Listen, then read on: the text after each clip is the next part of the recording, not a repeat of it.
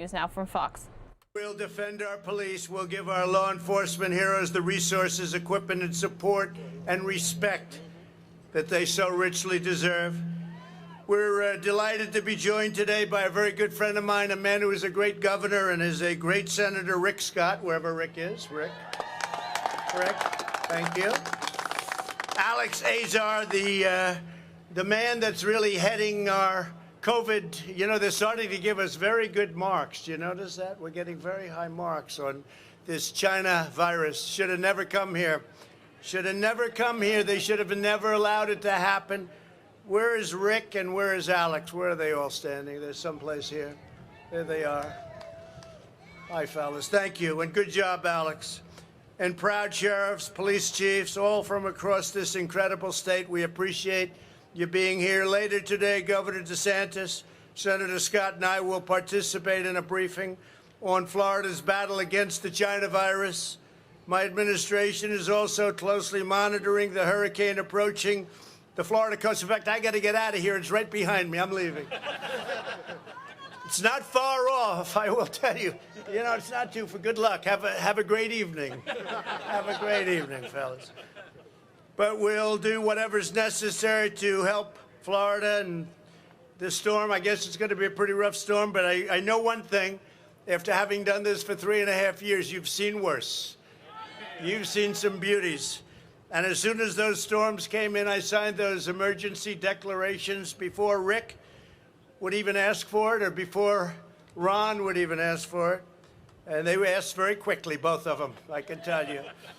I've got complete confidence in your governor. He's doing a fantastic job, and I have, as you know, oh, that's good. I'm going to tell him. And I have complete confidence in the strength and resilience of this. As soon as those storms came in, I signed those emergency declarations before Rick would even ask for it, or before Ron would even ask for it.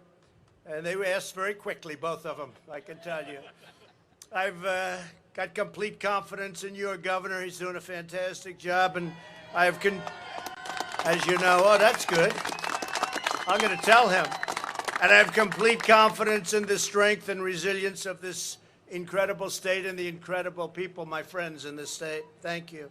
In recent months, our nation has witnessed an appalling assault on America's law enforcement and law enforcement officers, incredible people, and it's been very unfair, and they're not given the backup that they have to get from elected officials. In many cases, I don't call it leadership. I don't think it's leadership. They just happen to be elected, but they're not leaders. Radical left agitators and anarchists in Portland have burned city streets and attacked law enforcement with bricks and cinder blocks and fireworks and explosives. And they say water, that's just water. Oh, really? Frozen water in frozen bottles that they throw. And food, you know, they bring food, canned soup. And they say, you know, they're pros. A lot of them are professionals, and they're professional anarchists. Canned soup, you say, oh, that's nice. Isn't that nice? I wonder what kind of soup it is, but it's meant to throw. And when they get caught, they say, no, this is just soup for my family. Isn't that nice? But they use it to throw. You guys understand that. I don't think you see it down here too much, but they see it in Portland. If you saw it down here, they wouldn't be throwing it long. Wouldn't be long. It wouldn't be long. They wouldn't be throwing soup at these guys. In Jacksonville, Florida, a mannequin dressed in a police uniform was hung in effigy recently from a highway overpass. You saw that. Not going to happen. Meanwhile, Democrat politicians across the nation have embraced a dangerous campaign to defund, defame, and even abolish our police. We're not abolishing our police, I can tell you that. Just days ago, crazy Nancy Pelosi referred to federal law enforcement officers as stormtroopers. That's like stormtroopers. You know what the stormtroopers are, right? Who, quote, must be stopped. They must be stopped. Your police, she's saying, must be stopped. The people that are anarchists and the people that are terrorists and all of these, they don't have to be stopped, but she wants our police officers to be stopped. That's not happening. Even worse, Joe Biden has viciously slandered our police, if he actually knew what he was talking about, which I don't think. You don't take it personally because he has no idea what he's talking about. Just says, reads whatever they put. They put it there and reads it. Sometimes he reads it and sometimes he doesn't. Pretty soon he won't be able to do that either. And said that when the well-armed officers do their job, enforce the law, they become the enemy. Oh, I see. I see. They become the enemy when they enforce the law. That's nice. When asked recently if he supports cutting police budgets, Biden looked at them and said, yes, yes, absolutely. But again, I don't think he knew exactly what the question meant. Too complicated. In Biden's unity platform developed with socialist Bernie Sanders, crazy Bernie, you know Bernie? Everybody hear Bernie? He's the only guy I've ever seen that loses, and he goes like there's nothing happened. I never saw a better loser than Bernie. They took the election away from him twice. If Pocahontas wouldn't have run, you know that, he would have won Super Tuesday. She stayed in Super Tuesday, left right after Super Tuesday.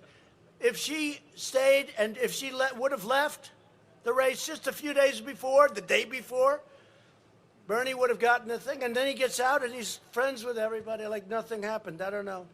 I don't know if he's got another run in him. Does he have another run? I don't think so. He's not looking too good, but he's a great loser. And I have to say, you know, Bernie's people, we got, I think, 15% of the vote was Bernie people voting for us. You know why? Because they love Trump on trade.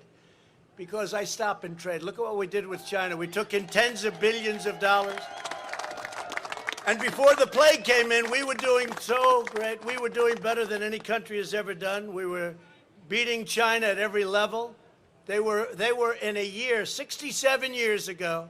It's the worst they've ever done. 67 years, they were having the worst year, and we were having the best year we ever had. Our economy, our jobs, whether it's African-American employment, Asian-American employment, women, Hispanic employment was the best ever in history. Hispanic employment. Who's Hispanic? Any Hispanics in the crowd? Yes. Raise your hand. Yep. And you've done great. And your home ownership and every aspect. You know, you look at people without a diploma, high school. People with a diploma in high school. People went to college, finished college, didn't finish. They have more groups than you've ever heard. Every single group was doing the best they've ever done. The stock market was the highest it ever was, although I must tell you it's getting very close right now. NASDAQ actually is higher. It's actually higher.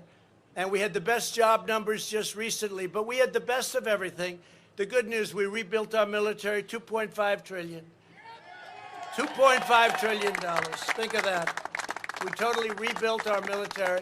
When I took it over, it was depleted. We had jets, fighter jets that were 52 years old. I wouldn't want to be in a fighter jet. I don't care who the enemy is. It's 52 years old. It's got to be better, right?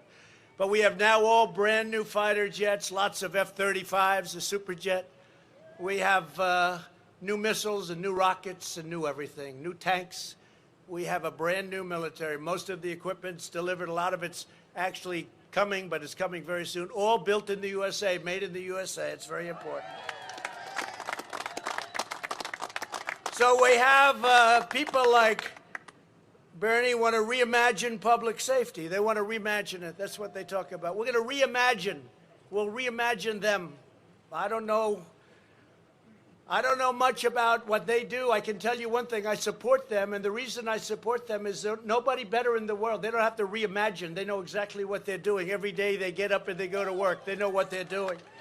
And, you know, nationwide, our crime rate, this is hard with Chicago and all these places run by the radical left, which is what they're run by. But our numbers nationwide, you know, are the best they've ever been. We have very good crime numbers nationwide. That's pretty amazing when you add a couple of places like Portland and Seattle and Chicago. But that's the way it is. But you have people, radicals like Representatives Alexandria Ocasio-Cortez. That's a beauty. That's a real beauty. AOC, I call it AOC plus 3. Ilhan Omar, who doesn't love our country. Doesn't love our country. You're going to get me in trouble. I won't say what you said. Last time that happened, they said, they made the exact same, don't worry. They made the exact same statement as you, and they criticized me for not getting angry at the people in the audience. You remember that? So we won't say it, but they know what I mean. and Rashida Tlaib. That's another one. That's great. And they all mean to defund and disband police departments. That's what they want to do, defund and disband the police. Biden and Bernie's manifesto. So, you know, they agreed to a manifesto. I call it a manifesto. They don't call it that. It is a manifesto. But it's sort of strange because, you know, we thought it would go right. That's further left than Bernie ever was. If you look, open borders, don't go after criminals, immediate education for illegal aliens, health care for illegal aliens when our own people don't necessarily get it. It's crazy. But it's further left than Bernie ever was, and it's a disaster. And ban fracking, forget about energy. Your energy costs here will go way up. 2 days ago, I was in Texas. I said, you know, Bernie wants to ban fracking and ban oil. They said, oh, we didn't know that. I think we'll vote for Trump. I think winning Texas and being against oil and gas is not good. Do you agree? Typically, they're also against guns. That's where Florida kicks in.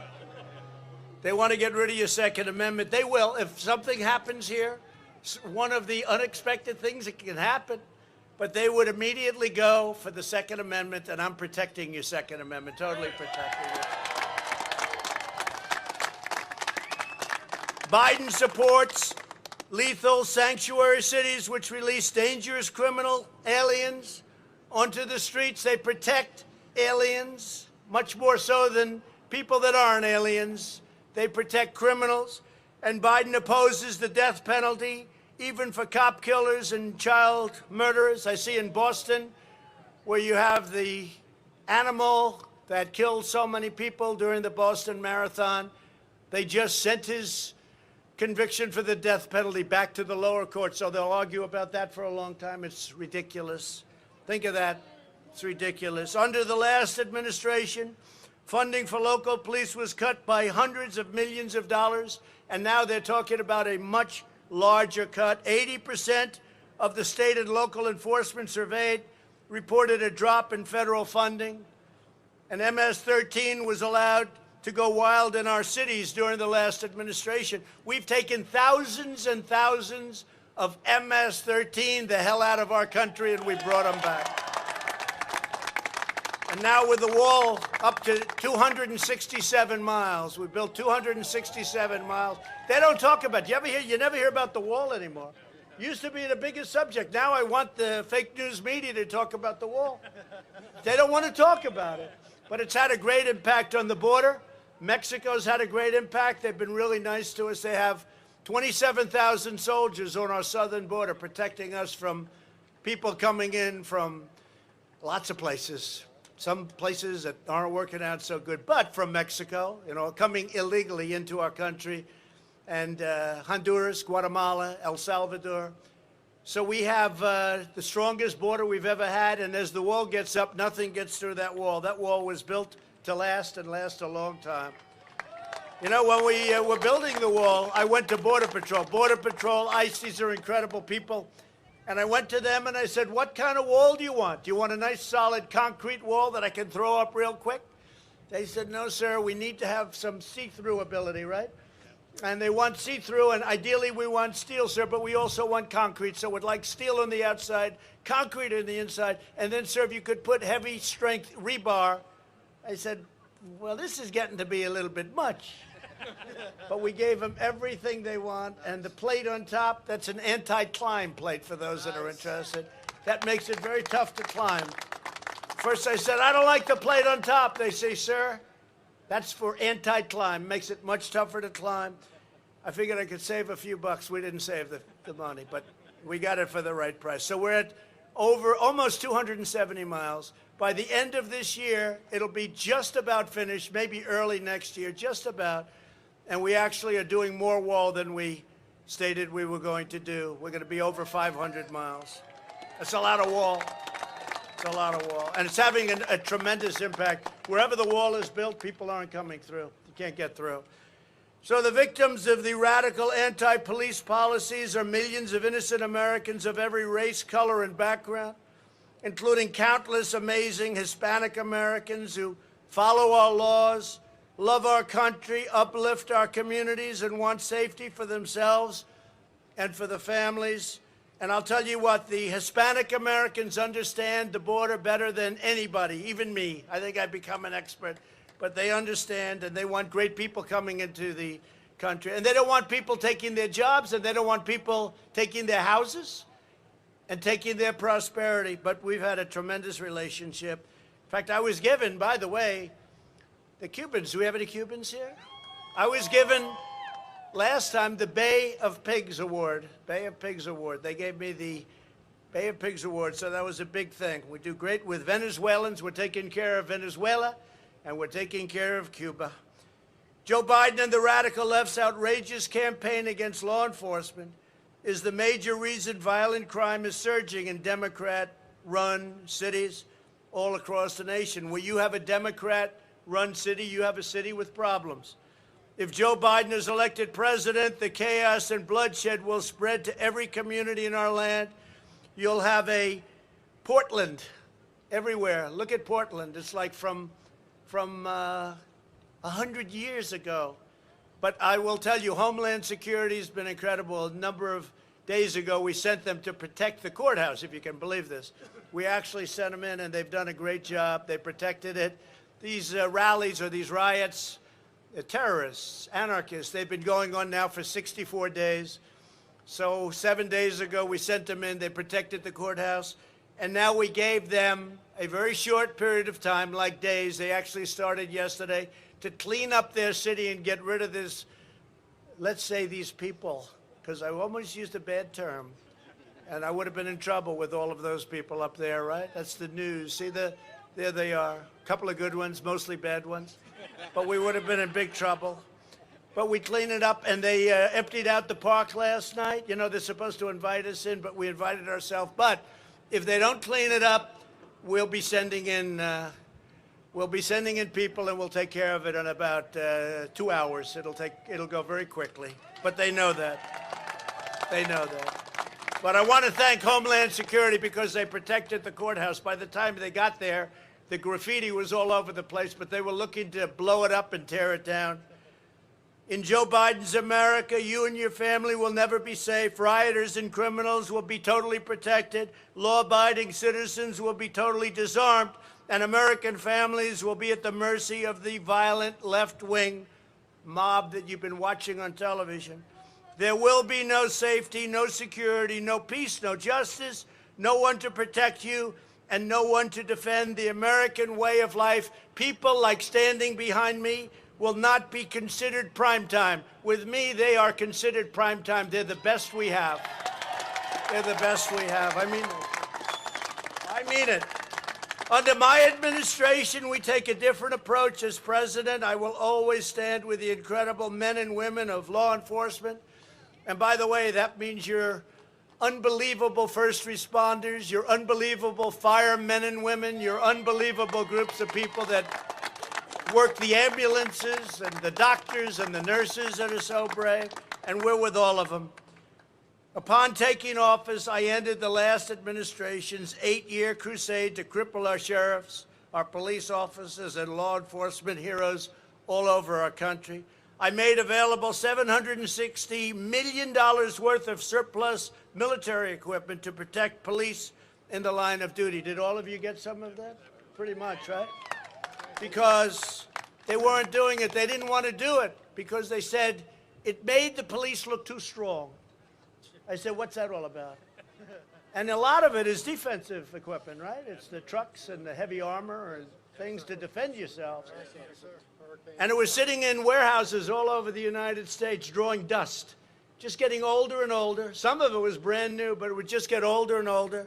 And one of the first things I did was distribute it throughout the land, throughout the United States, distribute it and get it to our police departments. And we had a lot of equipment distributed, close to $1 billion worth of equipment. We're sending hundreds of federal law enforcement officers into places like Chicago and other cities to help them.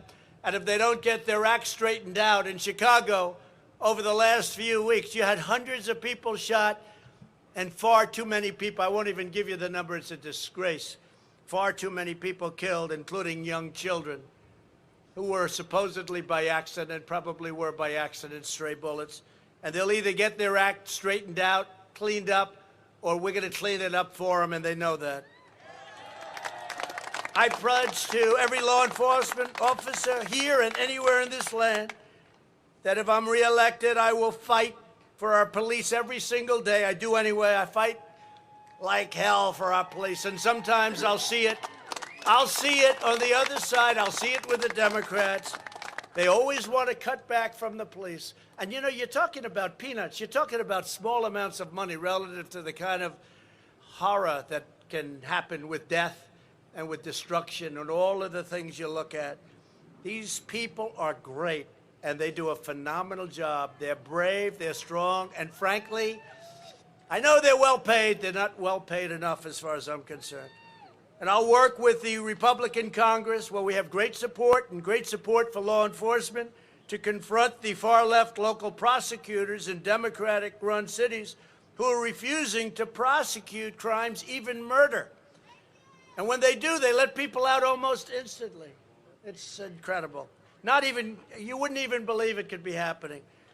They have murderers in Philadelphia. Take a look at your prosecutor, your chief prosecutor in Philadelphia, and what's happening in that city, where people that kill, people that murder, get out automatically and quickly, or don't even go to jail at all. Killers. We'll drive out the fanatical anti-police ideology of the radical socialists, Marxists, anarchists, and agitators. And I'll fight to ensure that criminals who murder our police officers immediately and quickly, with a fair trial, but quickly, receive the death penalty. Together, we will keep American families safe, we'll make every American community secure, and we will make America great again. You've heard that before. That's what's happened. And we were there until the virus came upon us, and we'll soon be there again. We'll soon be there again. And China, we have not forgotten. We have not forgotten. I'd like now to ask Brevard County Sheriff Wayne Ivey to say a few words, followed by Pasco County Sheriff Chris Narco, who's two fantastic people. Maybe you'll say a couple of words, please, Sheriff. Sir. Thank you, sir.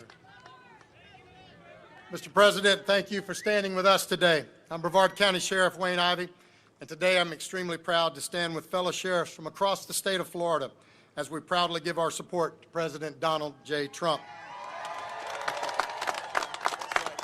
Let there be no mistake, President Trump understands that government's one and only responsibility is to protect its citizens.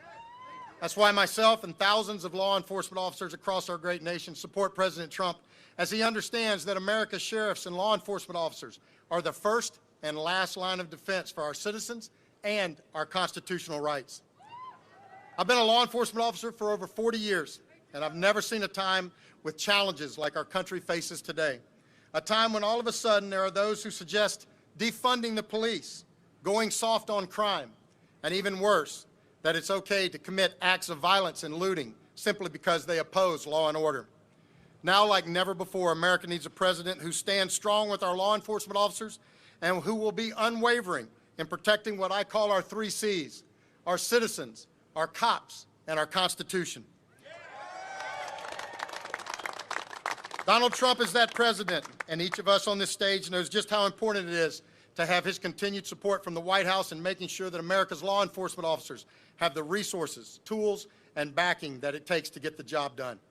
Folks, we need a president who will continue to be unwavering in standing strong for law and order, and not a president that has never stood strong for anything. We need a president that will continue to say if you break the law, you go to jail, and not a president that wants to give criminals hugs or blame law enforcement officers for doing their jobs of putting bad people in jail. Now more than ever, we need a president that ignores the insanity of those who suggest defunding the police, and a president who stands shoulder to shoulder with the brave men and women of law enforcement who put their lives on the line every day to protect our citizens, our homes, our businesses, and our way of life. Donald J. Trump is that president, and what we need is to make absolutely certain that we keep him in Washington, D.C., where he can stand with those who protect our communities and our country. Donald Trump is the president that stands strong with our law enforcement officers and our military, a president who honors those who heroically stand at the gate fighting evil. There's only one candidate for president that can honestly say they are law and order.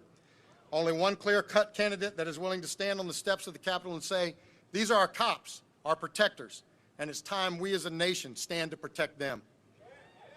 In my view, there's only one candidate for president in 2020 that even understands what law and order means. And that is why we are all standing here today, Mr. President, in support of you, because we need someone in Washington who will be unwavering in the protection of our citizens, our cops, and our Constitution. Donald J. Trump is that someone, and we are all proud to stand with him in the protection of our great nation. Mr. President, we standing here with you and others around the country are proud to stand with you in the protection of our country, and we thank you for always standing with us, sir. Thank you, Wayne. Thank you, Wayne.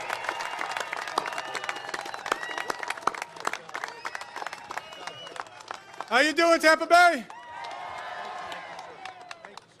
Who are we going to vote in office?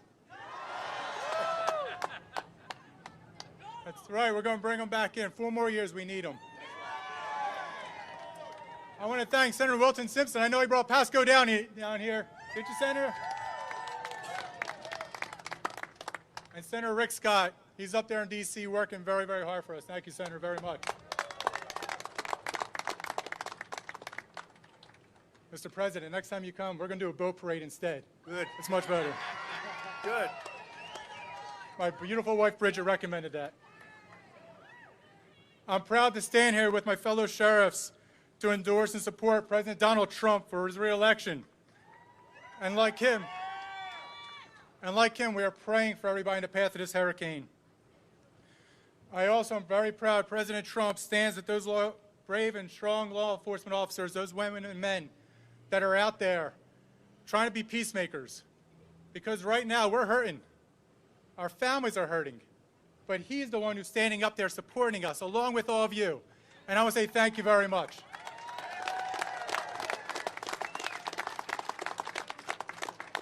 I'm also going to touch upon something that's getting lost out there, but is absolutely true, what President Trump has done for us.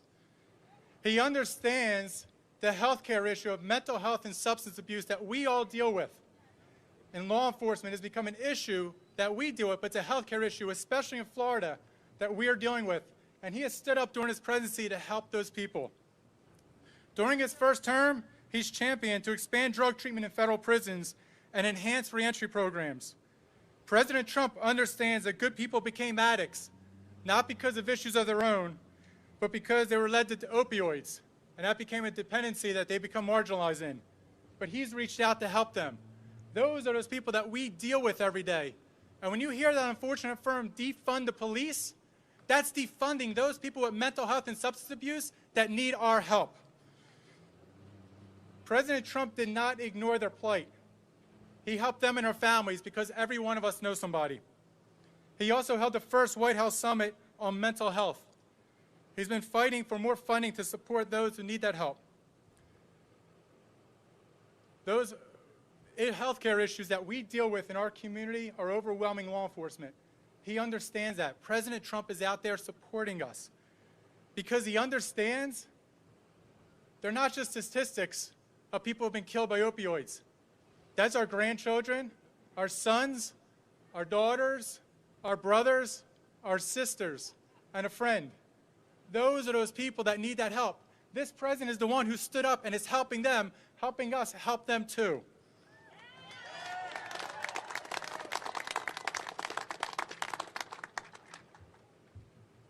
President Trump has been that leader that has reached his hand out to so many different communities. He's that one that is reaching out there, giving them a hand, and getting them back on their feet. Those are the people we deal with. It's that person who's the victim of domestic violence. It's that person who's had a drug addiction issue and is looking for help. Those are those quiet people that are out there that don't have a voice that President Trump gave to. And I'm very thankful to stand here with him because those are the issues we deal with. I'm very proud to have a president that is going to reach out and give them a helping hand. And that is something that's unfortunately lost in our society, is the big heart that this president has. May God bless our president. May God bless our country. Thank you, Chris. Thanks, Chris. So, Chris and Wayne, thank you very much. It's incredible. These people, I shouldn't say this, but I will. I wanted to come down the stairs of that beautiful plane.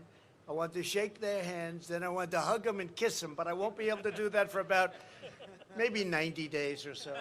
We'll be back. We'll be back. But we want to thank you all. These are incredible people behind me, law enforcement all over the country. They're working. Some are allowed to do their job. Many are not allowed to do their job anymore. And those are the places with trouble. But we're turning that around. We're turning it around very, very strongly. I will always be with these great people. I will always be with them. I will never let them down. And I will always be with the people of Florida. You're a special state. It's very important to me. And we're going to go on. You're seeing what's going on. Those polls are going up, up, up. We had an easy campaign, and then we got hit by the China virus, and China couldn't have been happier because they said, well, maybe we can get rid of that guy. That would be good. We don't want him as president. We like the other one very much. They would own this country. I tell you, if they dealt with Biden, they would own this country. Be very quick, too. It wouldn't take long. But it didn't happen that way with me. They've gone the opposite way. We were going one way up, and they were not doing well. So I just want to thank everybody here. Be careful a little bit tonight. It's a pretty big storm. I don't know if it's going to be a hurricane or not, but it's a storm. It's significant. And you know how to handle those storms and hurricanes better than anybody probably in the world, so I'm not overly worried. But we'll be here for you. The declaration's ready to be signed already before you even get hit. And I just want to thank again Florida, and I want to thank law enforcement. Incredible people. Thank you.